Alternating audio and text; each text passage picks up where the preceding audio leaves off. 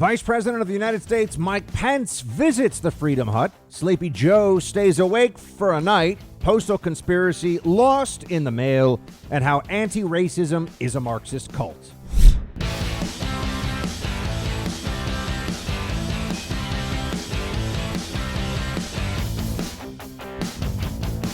Welcome to the Buck Sexton Show, everybody. Great to have you here. Big show today. I like to think they're all big shows, but today in particular because we are joined by the Vice President, Mike Pence. He's going to be talking to us about what we've seen with the DNC, what we should expect for the RNC. Exclusive interview. Check it out here. That's how we roll. That's how we do things. So looking forward to bringing that to you in just a few moments. But first, I was watching last night some of the DNC, some of it. I can't tell you that I would watch every minute of it. It's just too painful. It's too boring. I don't know why anybody thinks that this is compelling visual entertainment of any kind. But I saw Biden's speech, and here's what I'll say about it. Unlike the libs out there, the speech was fine. But, you know, the bar, you see, the libs will tell you that anything Trump says is horrible, everything he does is Hitler, everything he does is Orange Man bad. Look, the Biden speech was fine. Doesn't really matter. I disagree with it. We're going to pull it apart. But I mean, I'm talking about the cognitive questions, the delivery of it. Yeah, fine. Biden didn't wander on stage last night without his pants on, you know, with his suspenders dangling down by his sides. Well, I guess that couldn't happen without pants. But you know what I'm saying? Without his pants on, saying he needs to go feed his friend Mert the squirrel, you know? Okay, great. He didn't do that. But the speech was just a speech, man. He's reading off a prompter. Who cares? Doesn't really matter. Doesn't make a difference. Of course, the media apparatus leaped into it right away. Right away. Here's fake Tapper making sure he's carrying as much water as he can for the deal. He's just a journalist, guys. He doesn't have opinions. He's not actually a pundit pretending to be a journalist. Sure, fake. Whatever you say. But here he is. This is all you have to hear from all of them. It was like the best speech anyone's ever given in history, according to the fake news. Play two. He said President Trump failed at his number one responsibility, which is protecting the American people, and he said that was unforgivable. I've heard Joe Biden give, I don't know, dozens, hundreds of speeches over the years. I have to say this was one of the best, if not the best performance I've ever seen. Also kind of underlining a mistake, a tactical mistake by the Trump campaign to set expectations so low, suggesting that Joe Biden was not capable of giving a speech like this, meant that he would naturally exceed expectations. I mean, yeah, okay, so he didn't wander out on stage muttering nonsense. No one really thought he was going to do that in a speech that he's reading. The muttering, see, this is a perfect example of the media manipulation.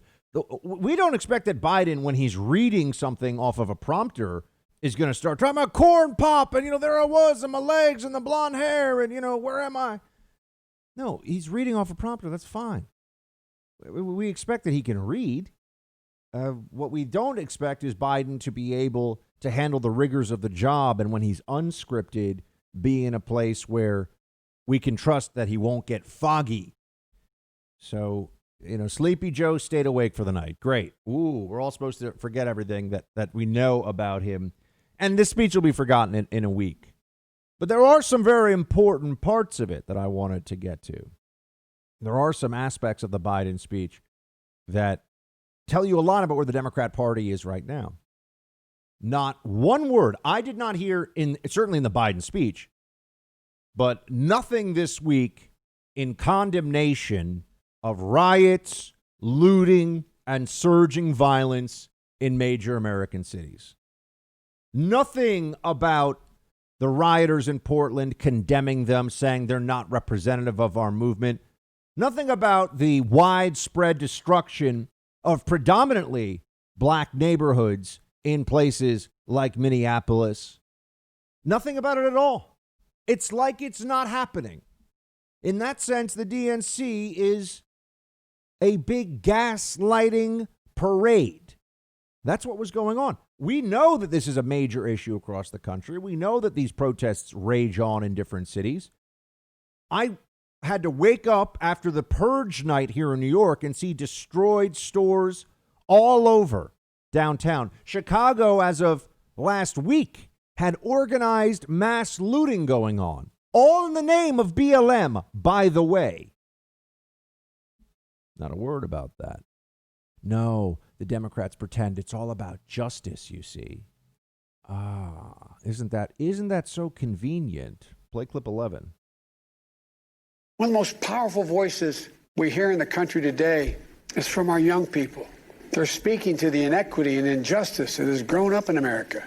Economic injustice, racial injustice, environmental injustice. I hear their voices. If you listen, you can hear them too. And whether it's the existential threat posed by climate change, the daily fear of being gunned down in school, or the inability to get started in your first job, it will be the work of the next president to restore the promise of America to everyone. Talks about the protesters and just refers to them as though they're the new civil rights movement. Meanwhile, they attack people. They've killed people. They burn down businesses. They terrify private citizens outside their homes. They march out into the suburbs now in Portland like a pack of maniacs. These are all Democrats doing this. These are all Biden voters that are engaged in these horrific and illegal activities in huge groups, which I thought were bad because of the whole coronavirus thing. But as we know, no one needs social distancing when they have social justice. That's all that we have to hear. That's all that we have to be told. And then we are supposed to let it go. Biden said that he heard the voice of the protesters, but what about the voices of the people who want police on their streets? The people who want to feel safe as they walk to work or as they go to the store? Do they count? What about the 81%, according to Gallup, of black Americans who, unsurprisingly, want the same amount of police in their neighborhoods or more? 8 out of 10. Do we hear from them at all on this? No, of course not. Democrats create agitation like the Marxist community organizers that they are. You see, when you start to, and this will be a major theme today, I want to return to this. When you see their complaints, you understand there can be no end to these complaints. They talk about things like environmental justice. Their claim about justice is that everyone must be the same. If there's any difference, particularly between groups, but if there are differences out there, that must be an injustice. I would think of justice as each getting his due under the law. That is justice, right? Each getting what is due to that individual. Not everybody gets whatever the revolutionary committee that has seized power decides they should get. That's communism. So when they talk about injustice, I always want to ask the question or force them to answer, are all the differences in outcomes between people the result of some insidious system that is either racist or sexist or in some way oppressive? Or do we just live in a society, like all societies throughout history, where individuals at all levels make choices and decisions and sometimes get lucky and sometimes get unlucky, and there are going to be different outcomes that happen for people? Is that possible? We'll return to this, but you see, the way they've structured the national conversation, and they talk about equity now, social equity. The way they've structured this, there's nothing but envy that can come from political conversation.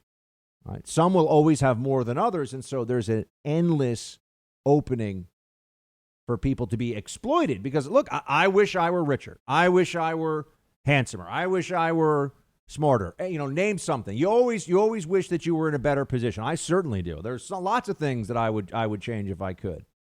But I make the best decisions I can. I try to be responsible and ethical and work within the laws that we are all supposed to live under. And at the end of the day, all that really matters is what you know about yourself as a person. Do you have honor, integrity, and decency? Do you treat people with kindness? Everything else is just numbers on a page or photos on an Instagram. I mean, who cares, right? Doesn't really matter. But the way the Democrats position things, if you only give them more power, they will fix all of these things. And they're increasingly explicit about this. Well, we should all know that if you take the Democrat Party at its word now, they would have to have totalitarian levels of authority in order to try to make everything equitable. What is equity? What is that? What would that mean in practice? Is it when every household has every household per capita broken down by racial categorization, which I think categorizing us by race is inherently divisive, unhelpful, and really doesn't tell us anything. But they like to, the Democrats like to do this. They like the identity politics of the left to be their primary approach now to American life. So do we all have to have the same per capita income? Or if one group is a little bit ahead of another group in per capita income, how do we address that? What are we supposed to do? Oh, fund more nonprofits that are supposed to make racism go away? By telling people that if you are white in this country right now, the left will tell you that you have sins to atone for, not based on anything you've done, but because of how you were born. That is both immoral and illogical. But that is a fundamental position of the Democrat Party today. They truly believe that. That is what white privilege theory is. That is what all of this expansion of the definition of white supremacy to include, why suburban school districts do better in general than urban school districts, right? Everything is white supremacy. This is central to the Democrat Party. So they pretend this is the great cognitive dissonance that you have to get through from this DNC speech last night from Biden. He's supposed to be warm, inviting, friendly. That's the whole thing was, I'm just Joe Biden, America. I'm just here. I just want to hold you all together. And meanwhile, his entire party is saying, bow down, peasant, and apologize for your white privilege. And don't make any complaints about us saying that the science means that you have no rights anymore because of this pandemic. That's what his party's actually doing. What he's presenting last night is a fiction. Joe Biden, as presented in the DNC last night, is a fictional character. That man doesn't really exist. That's just what the speechwriters, the poll-tested consultants came up with to package somebody who's been a machine politician, the Democrat Party from Delaware, for longer than I've been alive. And nobody thought he was impressive. No one thought he had great leadership until about 5 minutes ago. They're trying to fool you. They're trying to pull off a fraud against America. And Joe Biden is the con man in chief. That's what's actually happening. When he talks about what he's going to do, when he gets into the specifics, you say, well, how would you do that? What would that really mean? A lot of boilerplate pablum about the need for this, the need for that. What are the things that Joe Biden's really going to do that will change your life? He's going to take more money from people who are working hard for it. He's going to put more bureaucrats in charge of even more of your life than they already are. And he is going to unleash the social justice left from the top of the federal government all the way down to the classrooms and corporations on the rest of America. And we have to live with this insanity. And it has become a religious belief for them. If you try to engage, if you try to defy them, they don't want to convince you. They just want to destroy you because they have the power now, you see. Culturally, economically. The radical Marxist left, through the lens of social justice and identity politics, is entirely ascendant. And the Democrats, in an effort to put them more officially in power with Joe Biden, pretend that this is a phenomenon that is not even occurring. Oh, it's absolutely occurring. This is now the center of, this is the command center of the Democrat Party. Separate us by race, agitate endlessly, and allow the elites of the Democrat Party to continue to get their fantastic returns by investing in these corporations that have now been allowed to effectively destroy small business competitors all across America with these lockdowns. The consolidation of wealth now in the mega corporations controlled by overwhelmingly liberals, Google, Amazon, Facebook. The consolidation of wealth is something that we are going to be living with and haunted by for decades to come, because of all the power that now wields within our society. What we can buy, what we can see, how we communicate. They're seizing control of everything around you. And we think, what?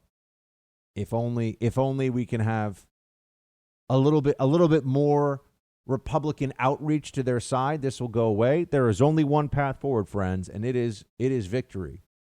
Prevent them from seizing power, or else we will all pay the price. I wish I could tell you something more inspirational today, but Joe Biden's speech last night was just a reminder of how much they are willing to lie to you, how much they are willing to misrepresent what they really stand for just long enough to officially be in power, and then it's too late for all the rest of us. From #1 New York Times bestselling author Brad Thor comes his latest, Near Dark.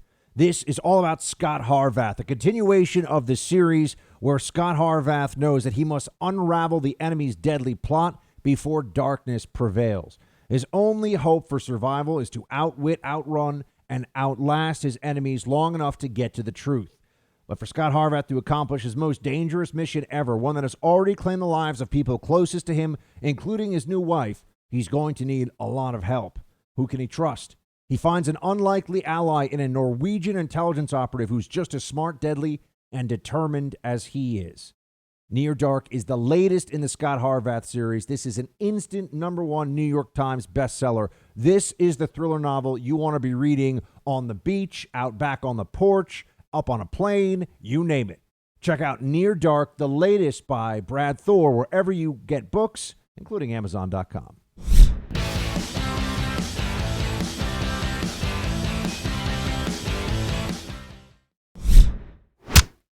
Will we be the generation that finally wipes out the stain of racism from our national character? I believe we're up to it. I believe we're ready. Just a week ago yesterday was the 3rd anniversary of the events in Charlottesville. Close your eyes. Remember what you saw on television. Remember seeing those neo-Nazis and Klansmen and white supremacists coming out of fields with lighted torches, veins bulging, spewing the same anti-Semitic bile heard across Europe in the 30s. Remember the violent clash that ensued between those spreading hate and those with the courage to stand against it. And remember what the president said when asked? He said there were, quote, very fine people on both sides. It was a wake-up call for us as a country, and for me, a call to action. At that moment, I knew I'd have to run. The worst lie that the Democrats tell. The worst lie that they tell is that Trump said there were very fine people on both sides, referring to the neo-Nazis in Charlottesville. That is a lie. And if we had anything even approaching an honest press, they would denounce as liars anyone who says it, but the Democrats love it. The Democrats, all they've had to do is convince enough, particularly of Black America, of that lie, and it's impossible for there to be any Republican outreach. It's impossible for Trump to make any gains within the Black community based upon policy, based upon making people's lives better. He's a racist. So that's all that you'll be told. He's a racist because of Charlottesville. It is a lie. There is no room for debate here. It is a factual lie. Joe Biden said there are very fine people on both sides. He said it. I could walk around doing that. Joe Biden said there are very fine people on both sides. Oh, but Buck, he said it quoting someone else who said it. Right. Intent of words matters. President Trump clarified that he was talking about people on both sides of the statue debate. He said it within 30 seconds of the previous statement. He was making sure everybody was very clear on what he was saying. But they lie about him. Joe Biden is a liar, folks. He is a practiced liar and has been for decades, and he lies about big things. To slander the sitting president like that is a question of honor, and Joe Biden has none. I can't believe we're losing our home that we didn't even sell. That's what Deborah said when she found out that she was the victim of home title theft, which is a crime that can actually cost you your home. Here's how it works. The bad guys find your information online. Then they forge your signature stating that you sold your home to them. You often won't even find out about this until the eviction notice arrives. Then obviously it's too late. Make sure you take action today. Go to HomeTitleLock.com and use promo code BUCK to get yourself 30 free days of protection. Again, that's HomeTitleLock.com. promo code BUCK. This will get you 30 free days of protection because Home Title Lock creates a virtual barrier around your home's title. The usual identity theft services do not protect you. Don't allow this crime to go unnoticed until it's too late. It could happen to you. Go to HomeTitleLock.com, promo code BUCK for 30 free days of protection for you, your family, and your home's title.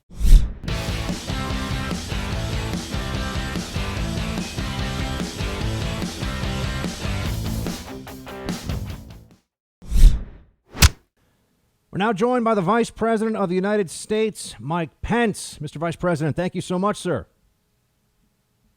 Buck, it's great to be back on the Buck Sexton Show. So, Mr. Vice President, I want to ask, what is your overall assessment of what you've seen? I know we've got the RNC coming up, so the Republicans and certainly the Trump-Pence ticket will get an opportunity to make their case. But what would you want people to take away from what you've seen this week at the DNC? Well, Buck, I'd be honest with you, I haven't watched a whole lot of it. The president and I have been actually doing a fair amount of travel this week. The president, unlike the Democrats, the president was in Wisconsin Monday. I was in Wisconsin yesterday, and we were carrying the message of all the progress we made in our first 3 years, all this president's leadership throughout this coronavirus pandemic. But from what I've seen, it does seem to be a convention that has confirmed everything that we've been saying all along, that Joe Biden and the Democratic Party have been overtaken by the radical left. And we've seen one speech after another that when they're not attacking the president, we see people like Elizabeth Warren and Bernie Sanders articulating the kind of left-wing liberal policies that are far out of the mainstream of this country. And I'm just counting the days for when the Republican National Convention starts next week, and we can lay out the contrast. I mean, in Joe Biden, the Democratic Party, and the radical left, you've got a group that wants higher taxes, socialized medicine, open borders, abortion on demand, and wants to cut funding to law enforcement at a time of rising violence in our streets. And President Trump and our entire administration, we've got a record of less taxes, free market solutions, standing up for life and liberty, and standing without apology for law enforcement. So I'm excited about next week, but the overall tone and tenor of the Democrat National Convention just has confirmed to us the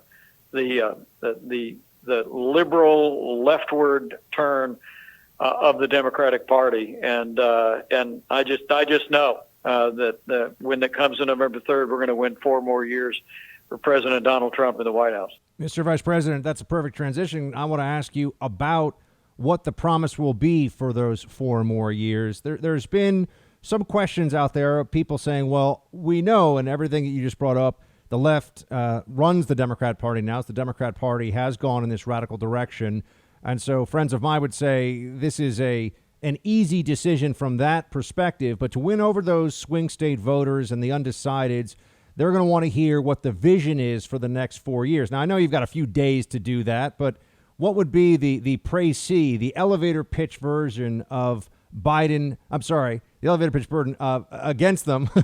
What would be the elevator pitch that you would give for Trump-Pence for the next 4 years? I think it's promises made, promises kept, but we're just getting started, Buck. Is that short enough for you? Yeah. I mean, but, so we're going to see what? Are we going to have the completion of the wall? Are we going to have more tax cuts? Are we going to have... Yeah, look, we got about 300 miles of wall already built, and we got Mexico doing more to secure our southern border and theirs than ever before. This economy is going to come roaring back under this president. We've already advanced a payroll tax cut for the American people to build on the historic tax cuts and tax relief this president advanced. I mean, think about this for a second, and all of your listeners should reflect on this. In the middle of a global pandemic, where over the last 3 months we actually are seeing the American economy coming back, 9 million jobs added back to the economy in 3 months alone. Joe Biden and Kamala Harris want to raise taxes by $4 trillion. They want to pass a $2 trillion version of the Green New Deal. They want to bury this economy under regulation with the goal of abolishing fossil fuel, driving up the cost of energy. I mean, in President Donald Trump, we're not just going to bring this economy all the way back.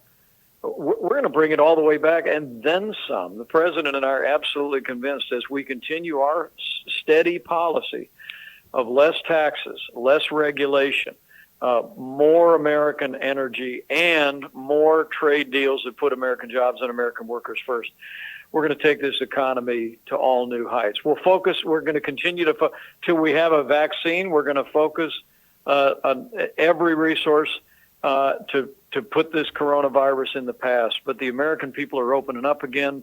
We're opening up our economy again. We're opening up our schools again.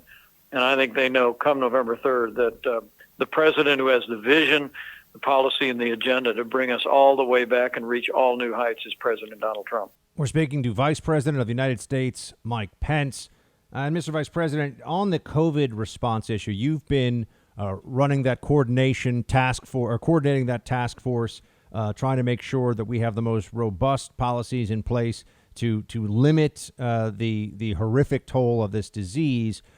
Weeks ago, there was a clear panic that was being driven in the media, suggesting that we were entering the worst phase. It seems to have quieted down a bit now, and I'm looking at the numbers state by state, and there is some cause for optimism here. Can you just speak to that? What are you seeing right now? How are we doing nationwide as of late August in this fight against COVID? Well, Buck, it is encouraging to see that the latest outbreak across the Sun Belt is beginning to recede, and in many states is beginning to decline dramatically. Now, we don't in any way diminish the loss of more than 170,000 Americans. Our prayers are with any family within the sound of my voice who's lost a loved one. But I'm absolutely convinced that because the American people have been putting the health of their neighbors first, we're each and every day, one day closer to putting this coronavirus in the past. But make no mistake about it, on this issue, and we've heard a lot about it, Buck, haven't we, at the Democratic National Convention? The thing that they don't mention to you is that that even before there was a single case of coronavirus community spread in this country, President Donald Trump took the unprecedented step to shut down all travel from China, the second largest economy in the world. He stood up the White House Coronavirus Task Force. Before the end of the first week of February, we already began the research to develop a vaccine. And we all believe that we'll likely have a coronavirus vaccine for the American people before the end of this year. The president reinvented testing from a standing start in February, where we'd done less than 10,000 tests. We now have done more than 70 million tests, 800,000 tests a day. And when it comes to supplies, I just had a White House task force meeting today, Buck. We have no outstanding requests from any state anywhere in the country for PPE, ventilators, or any of the critical supplies that our wonderful doctors and nurses need. We've seen to the delivery of hundreds of millions of masks and gloves and gowns and all of those things to make sure that people across this country have the health care and our healthcare workers have the support that they need. It's not just been a whole of government response, it's been a whole of America response. And I just couldn't be more proud of the leadership that President Trump has brought to this. Again, we mourn with those who mourn and grieve with those who grieve. But I'm absolutely convinced, had the president not taken the strong steps he took early on to shut down all travel from China, a step that was criticized by Joe Biden. Joe Biden called it xenophobic, which is a fancy word for racism. He said the president was wrong to shut down all travel to China. And Nancy Pelosi, of course, was in Chinatown in San Francisco at the end of February telling people that they should be out on the streets and celebrating. At that point, we were already beginning to develop a vaccine. We were already well into the work of shutting down travel from other countries, standing up our national response. But I must tell you that I really believe the strong, decisive leadership of President Donald Trump saved lives and gave us the time and the opportunity to stand up an unprecedented national response. And so we'll take that case to the American people in part next week, but all the way through to November 3rd. And I think when they look at the record of the first 3 years, an economy that created more than 7 million jobs, 200 conservatives to our federal courts, we rebuilt our military, and then you combine that with the strong leadership President Trump provided throughout this coronavirus pandemic. I know the American people know leadership when they see it, and they're going to vote for 4 more years for President Donald Trump. Mr. Vice President, the lockdowns continue in some places. I'm here in New York City, and we are now being told that there is no definitive end in sight for our lockdown for at least indoor dining and for some other aspects of daily life that have been taken from us now for many, many months continuously. Are you concerned that there is a replacement of science with politics here to perpetuate these lockdowns up until the election as a means of depressing and upsetting the American people and then just hoping that there'll be a change vote? You know, I never try and speculate on motivations. I've worked with governors in both political parties over the last 7 months. And I must tell you that, our hearts go out to the people of New York. Literally 1 in 5 fatalities in this country were in the state of New York. And frankly, that was a result in part of decisions that the governor made and the mayor of New York City made. They were slow to respond, slow to act. But it is encouraging to see in places all across the country that we are opening up again. I mean, it's amazing. We've literally seen more jobs added back to this economy in 3 months than Barack Obama and Joe Biden saw added to the economy in 8 years. Now, we have a ways to go because at the top of the pandemic, we'd lost 22 million American jobs. But we're going to continue to work with states, give them the very best information that we can. New York has been low and steady for some time. We'll continue to give them the very best counsel. But we'll also continue to drive forward to open up our economy. And opening up our schools, Buck, is a really big part of opening this economy up. You know, my wife's a school teacher. She'll be going back to school on next Wednesday.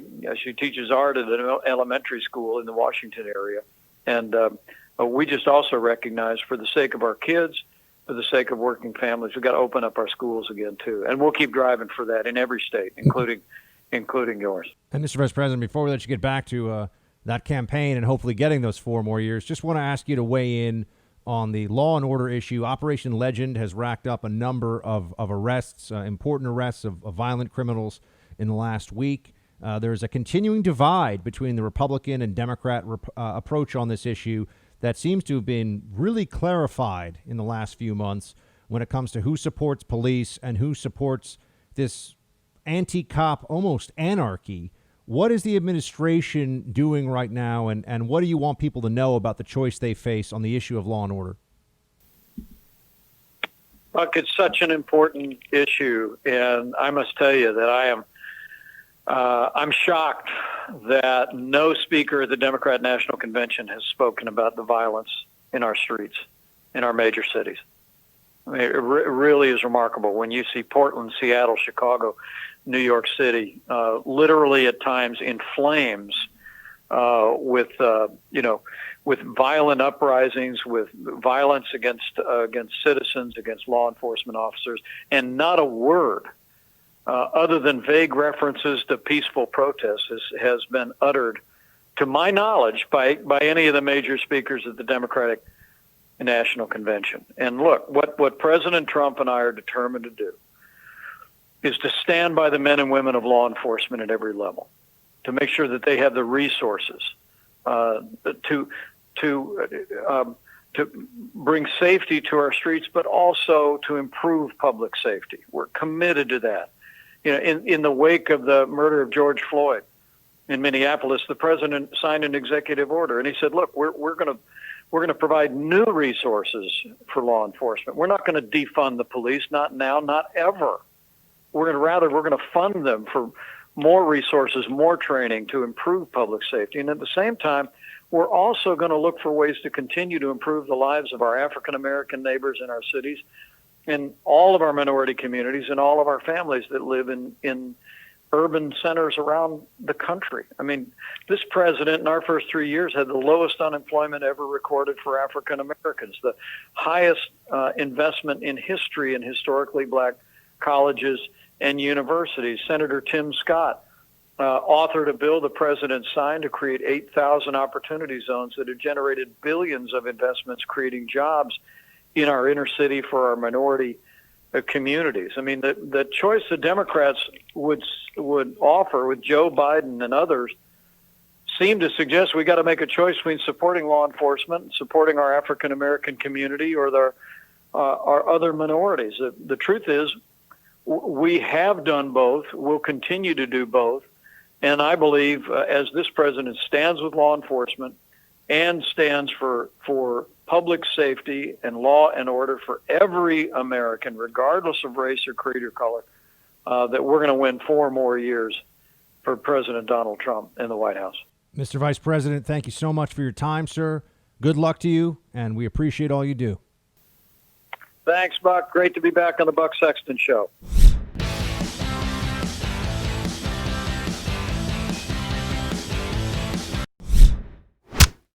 But he spent the last half century in Washington selling out our country and ripping off our jobs and letting other countries steal our jobs. Mexico, China, all of them, just stealing our jobs. He's been there for 47 years, and now he's going to come in and make a change. I don't think so. His son walked out with $1.5 billion to manage. That's millions of dollars a year, and the son didn't even have a job. They had Hunter Biden speak last night. It's amazing. The brazenness of it. There is something that Democrats really enjoy about doing things that they know to be untrue and disgusting and doing them as openly as possible and going, what? Well, what's wrong with that? Oh, I don't see anything wrong with that. Just to really try to agitate, just to really troll anybody with any sense, any ability to reason. But that's the problem. There are so many that I have with Biden. This is a guy who has been in public life for decades, but really he's just been in the business of getting Joe Biden reelected to the Senate. What does he have to do to get reelected to the Senate? And so then he can be president of the United States. Look, this guy is just, he's objectively kind of a loser and always has been. But people want to believe now that he's the person that we should entrust the future of the country to. It is nonsensical. And it's not like he's some big corrective even to Trump, even if you don't like Trump, right? Which I know most of you do, but Joe Biden's not the answer no matter who the president is.